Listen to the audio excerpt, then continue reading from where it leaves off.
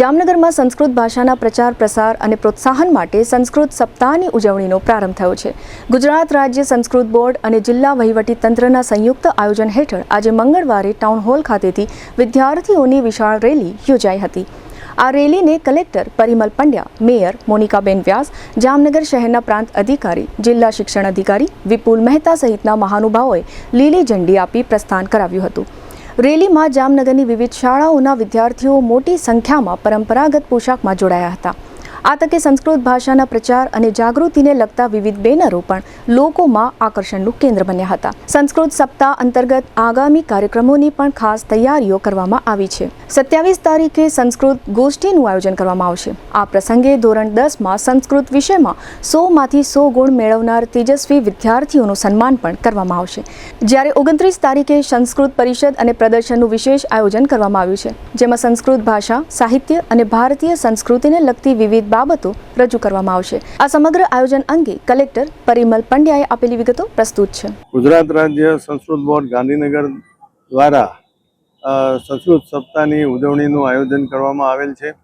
એના અનુસંધાનમાં આજરોજ જામનગર ટાઉન હોલ ખાતેથી ખૂબ મોટી સંખ્યામાં વિદ્યાર્થીઓની રેલીનું પ્રસ્થાન કરાવવામાં આવેલું છે, જેમાં જુદા જુદા વેદોનું પ્રદર્શન, ટ્રેડિશનલ ડ્રેસમાં વિદ્યાર્થીઓ આવેલા છે અને સંસ્કૃતના વધારેમાં વધારે પ્રચાર પ્રસાર થાય એના માટે આ રેલીનું આયોજન કરવામાં આવેલું છે। આ ઉપરાંત તારીખ 27ના રોજ એક સંસ્કૃત ગોષ્ઠીનું પણ આયોજન કરવામાં આવેલું છે। જામનગર જિલ્લામાં 3 જેટલી પાઠશાળાઓમાં 100થી વધારે વિદ્યાર્થીઓ સંસ્કૃતનું શિક્ષણ મેળવી રહેલા છે અને આ વિદ્યાર્થીઓ જે છે એમની વચ્ચે સંસ્કૃતમાં ગોષ્ઠીનું આયોજન આ દિવસે કરવામાં આવેલું છે। ધોરણ 10માં 100માંથી 100 ગુણ સંસ્કૃતમાં મેળવનાર વિદ્યાર્થીઓને પણ આ દિવસે પ્રમાણપત્ર આપવામાં આવશે અને ત્યારબાદ તારીખ 29ના રોજ સંસ્કૃત પ્રદર્શન એટલે કે પરિષદનું પણ આયોજન કરવામાં આવેલું છે।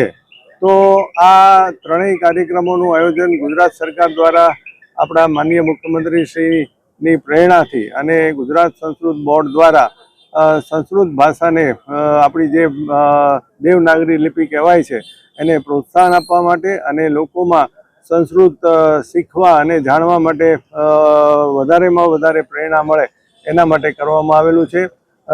જામનગરના તમામ નાગરિકોને આ સંસ્કૃત સાહિત્ય ગોષ્ઠી અને પ્રદર્શનીનો લાભ લેવા માટે પણ હું જિલ્લા શિક્ષણ અધિકારીની કચેરી અને જિલ્લા વહીવટી તંત્ર વતી અપીલ કરું છું। આજના આ કાર્યક્રમમાં માનનીય મેયરશ્રી પણ ઉપસ્થિત રહેલ છે।